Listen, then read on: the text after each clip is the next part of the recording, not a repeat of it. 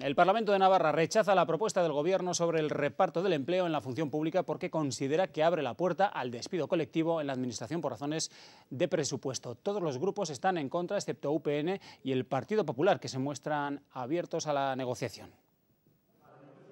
Primero los sindicatos y ahora el Parlamento. La oposición suma fuerzas en contra de la propuesta del Gobierno en materia de función pública.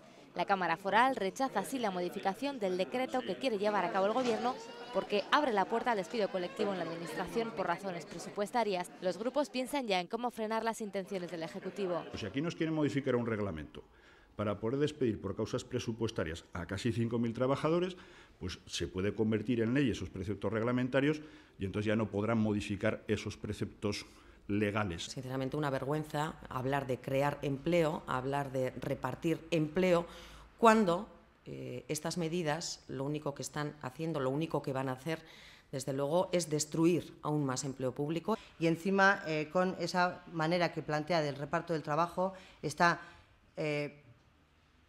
rompiendo uno de los principios básicos, que es la dignidad en el trabajo. Es introducir la reforma laboral con un bisturí en el ámbito de la función pública. Y creemos, en cualquier caso, que hay otras muchas herramientas de la gestión de recursos humanos de la Administración antes que recurrir a esa. UPN asegura que la intención del decreto es crear más empleo y no destruirlo, pero solo cuenta con el apoyo del Partido Popular. Y hacemos un llamamiento al Gobierno de Navarra y a los sindicatos para que agoten todas las vías de diálogo posibles. No se busca con esto es despedir, ¿no?, sino todo lo contrario, es que haya más personas con posibilidades de trabajar. El Parlamento ha rechazado también la excesiva tasa de temporalidad de las administraciones navarras, especialmente en los departamentos de salud y educación. Y sobre las pensiones, el comité de expertos a quienes el Gobierno de Rajoy encargó un estudio para la futura reforma ya tiene ultimado el texto que el propio Ejecutivo va a tener que consensuar con partidos políticos y agentes económicos y sociales. Entre otras cuestiones, se plantea que las pensiones se suban o bajen en función de la marcha de la economía y que se vinculen a la esperanza de vida.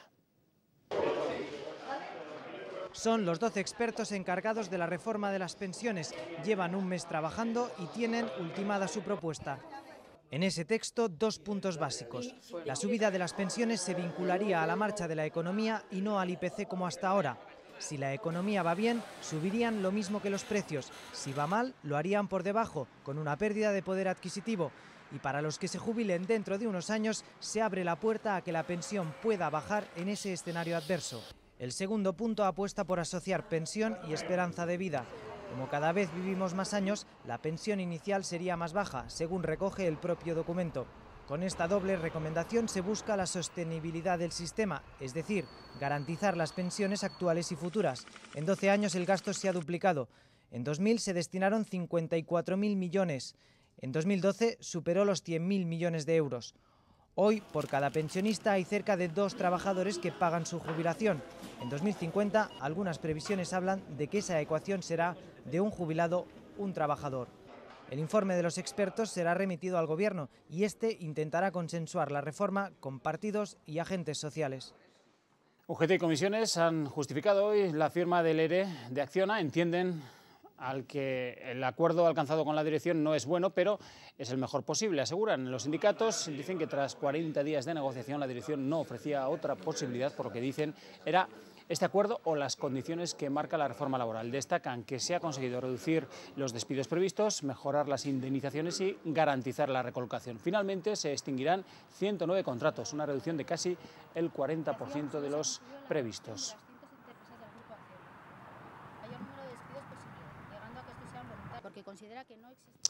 Y Enrique Goñi va a declarar mañana a las 10 como imputado en el caso de las dietas de Caja Navarra. La magistrada María Paz Benito accedió a la petición de la defensa de Goñi, que solicitó aplazar su declaración prevista para el pasado viernes por estar de viaje en el extranjero. La pasada semana, en una providencia, la jueza argumentaba la imputación de Goñi porque abonó o consintió el abono de dietas carentes de soporte estatutario.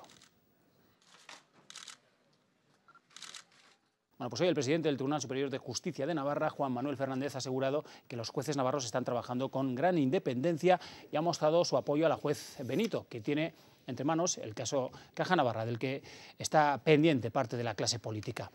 Lo ha dicho en esta entrevista concedida a Onda Cero, Navarra Televisión y a Diario Navarra, en la que se ha preguntado tanto por el caso de las dietas como por el caso Cervera. Fernández no ha querido hacer valoraciones sobre la marcha de la instrucción y en ambos casos ha dicho estar a la espera de lo que se concluya.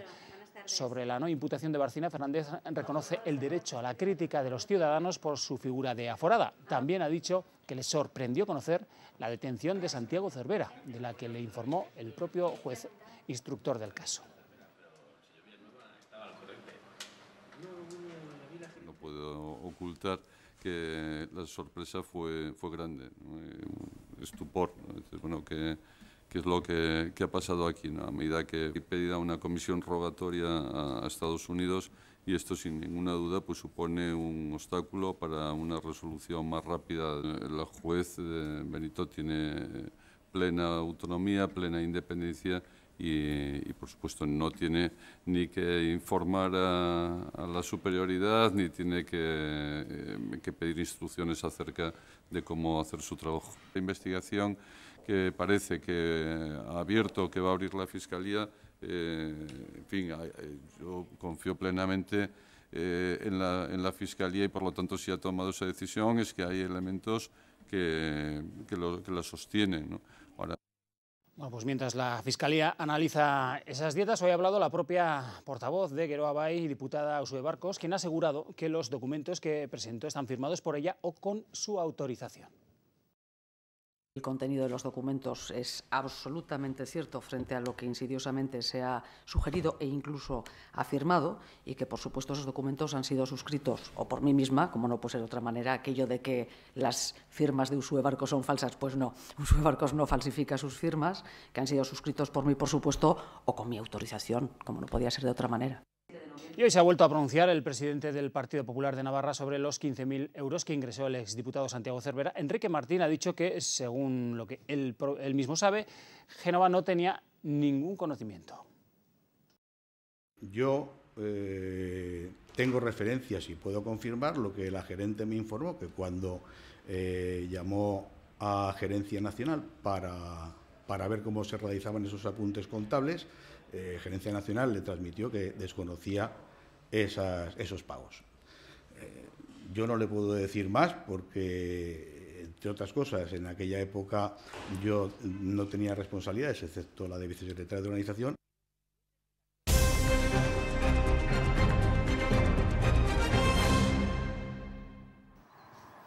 Ahí lo tienen, ya está reabierto el carril sentido Irún de la carretera, la Nacional 121, por lo que ya se puede usar de nuevo los túneles de Belaté. La situación queda igual a la que se mantenía antes del último desprendimiento de la pasada semana. La decisión de la apertura viene avalada por técnicos del Departamento de Fomento tras un estudio de la estabilidad de la ladera, ya que no se ha comprobado que haya un movimiento significativo. Anoche, en este punto de la N134, a la altura de Azagra, fallecía una joven de 33 años de Calahorra. El coche que conducía colisionó con otro en el que viajaban 5 personas. 4 de ellas resultaron heridas, aunque sin gravedad.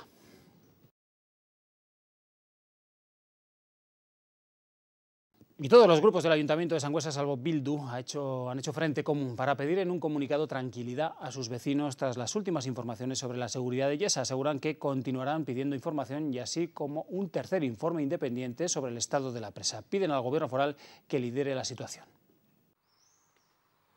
Los partidos que conforman el Ayuntamiento de Sangüesa, salvo Bildu, han llamado de forma unánime a la tranquilidad de sus vecinos respecto a la seguridad del pantano de Yesa. Dar la tranquilidad a la población, la tranquilidad que se pueda, en su justa medida. En un comunicado conjunto han asegurado que seguirán pidiendo información periódica a la Che y al Gobierno foral, que el 30 de mayo se les presentará el plan de emergencia y que pedirán un tercer estudio independiente sobre el estado de la presa. El alcalde ha pedido al Gobierno foral que lidere la situación. Tiene que pilotar este asunto el Gobierno de Navarra, tiene que pedir, que lo decimos en el comunicado, un tercer estudio independiente a geólogos, ingenieros, bueno, a quien considere oportuno.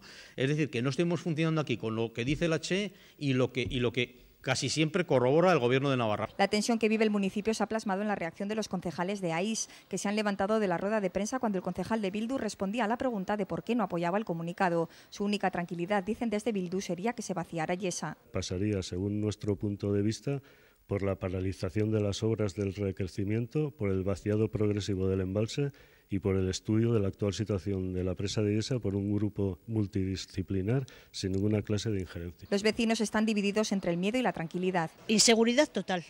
Ya no sé si tenemos miedo, porque si fuera miedo hubiéramos abandonado el pueblo. No, tengo mucho miedo. Lo único que queremos es eso, que nos digan la verdad y si hay riesgo, vale, pues que lo vacíen, pero que lo vacíen y que no hagan más. Y yo pienso que la mayoría de los que entienden, de los que están a eso, la mayoría pienso que están de que no se va a hundir. Yo estoy tranquilo, sí.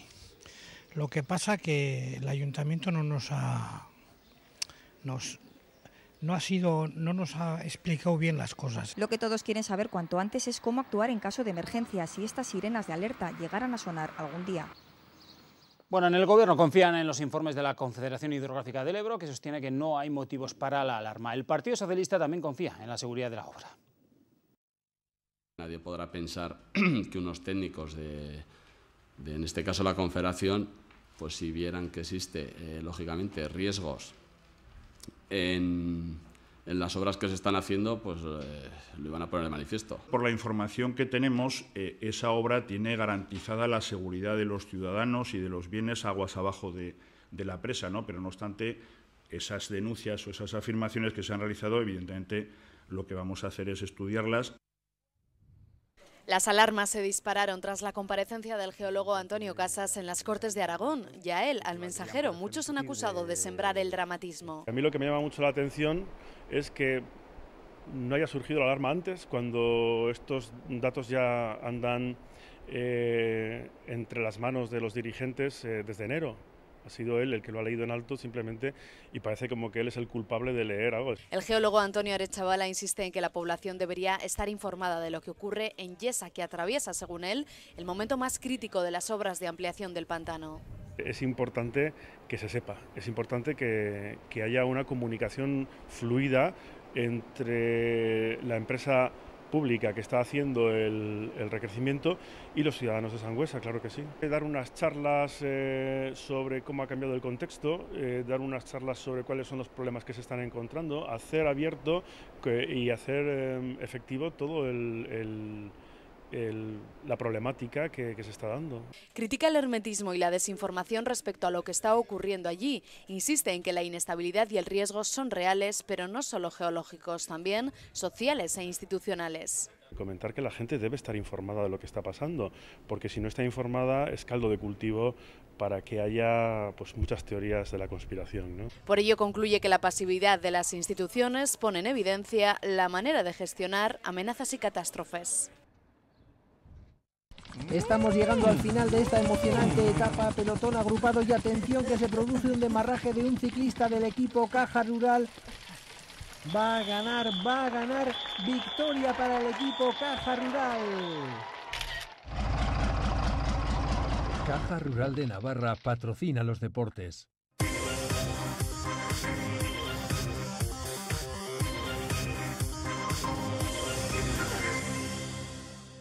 Alegría en la afición, en el plantel y cuerpo técnico y también, por supuesto, del presidente Miguel Archanco. El máximo mandatario confesó haberse quitado un gran peso de encima con la salvación, pues el descenso en su primer año en el cargo hubiera sido una losa muy pesada en su mandato. Terrible, terrible. No, uno este y ninguno más, ¿eh? Para el club este era un año muy importante. Y bueno, pues era muy necesario quedarnos en primera división. Bueno, nosotros empezamos el milagro el primer partido y lo terminamos el último. Es un milagro largo. ¿Te quitas un peso de encima en tu primer año de mandato? Sí, me lo quito, sí. El partido de ayer fue la despedida de la temporada, un adiós perfecto con la salvación certificada, pero también pudo significar el último para algunos de sus protagonistas. Mientras que Sola, Puñal y Mendilibar manifestaron su intención de continuar en Osasuna, Andrés Fernández fue escueto en su respuesta, dejando en el aire su futuro. Escuchen.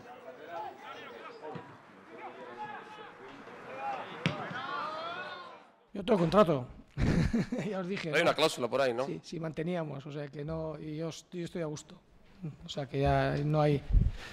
Es cuestión de hablar ahora, ¿no? Ahí, mira, hemos adelantado una semana, el fin de año casi, y tenemos una semana más para hablar, ¿no? Pero Todavía no sé si va a seguir Mendilibar, si no va a seguir, qué entrenador va a venir, qué opina la directiva. Entonces, bueno, vamos a tener tranquilidad y bueno, y escucharemos lo que hay. Y bueno, yo como tú bien has dicho, lo dije, ¿no? Que físicamente me encuentro bien, entonces, bueno, vamos a ver, ¿no? Si todo va normal, no tiene por qué, lo normal es que continúe otro año, pero bueno, veremos a ver, ¿no? Un año de contrato más con Osasuna y en principio, pues bueno, mi idea es seguir aquí, permanecer aquí en Osasuna y bueno, Dios es el que decide, Dios dirá, pero bueno, el año que viene en principio sigo aquí. Del futuro no lo sé, no lo sé.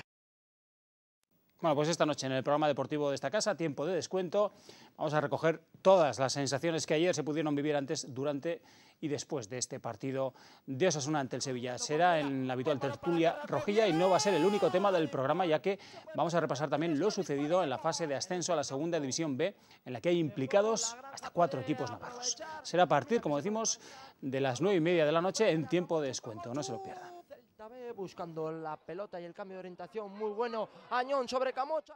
Estamos llegando al final de esta emocionante etapa, pelotón agrupado y atención que se produce un demarraje de un ciclista del equipo Caja Rural. Va a ganar, victoria para el equipo Caja Rural.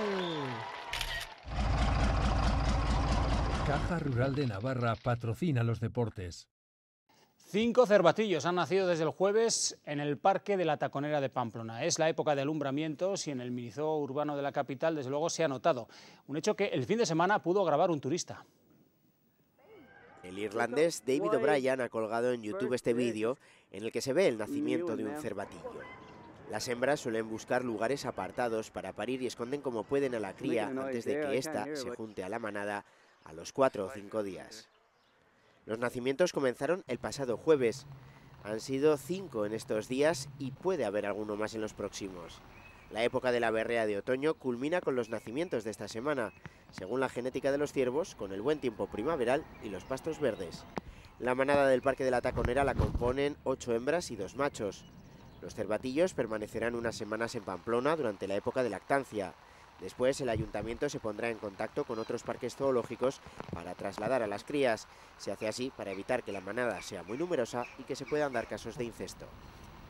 Con animales seguimos y sobre cómo cada vez más sus capacidades se ponen al servicio de las personas. Por ejemplo, para terapia con niños. Vean. Mira que ha venido Horatio. Buenas tardes, Horatio. La gente viene a buscar, a dar un poco de cariño y se sienten súper cómodos con él porque él se deja. Y por eso es que decidió Loreta llamar esa zona la zona de mimos, ¿no? Y es en la zona de mimos donde Horatio recibe cada día a sus pacientes. Entra y sale de sesión y pide entrar un momentito para que lo acaricien. Sesión de terapia con un perro. Me quitaba los miedos y eso. Yo tenía problemas con mis amigos. El trabajo es mutuo porque Horatio también aprende de ellos. Horatio, vamos que tienes sesión con Alonso. Yo vine con un miedo a los perros que ni me atrevía a acercarme. Es uno de los miles de perros abandonados y maltratados que hay en España. Nosotros trabajamos mucho acá con niños de adoptados en acogida, por ejemplo, ¿no? Entonces queríamos también hacer lo mismo con un perro, ¿no? Los primeros sorprendidos, los padres. Alonso tocaba a Horatio, le acariciaba y demás, cosa que antes era, vamos, impensable. Como impensable era que Julia hablara. Sí, a veces. Ella es muy tímida, cada vez menos, la verdad, ¿no? En eso le ha ayudado Horatio, ha cumplido una función estupenda. Un motivo más para estar orgulloso de estos perros sin raza que ayudan a comprender y a sentir dentro de su corazón que era un niño especial y que merecía la pena él mismo. Un clásico de los escenarios, Romeo y Julieta cierra mañana la temporada de Baluarte. El ballet de la ópera del Rin interpreta la obra con música de Sergei Prokofiev y una coreografía realizada en el año 1990 ambientada en tiempos de la Revolución Rusa. Julieta es la heredera de la aristocracia local e intelectual y Romeo, un joven estudiante pobre tentado por las ideas revolucionarias. Mañana, a partir de esta semana, podrán ver esta obra, como decimos, en Baluarte.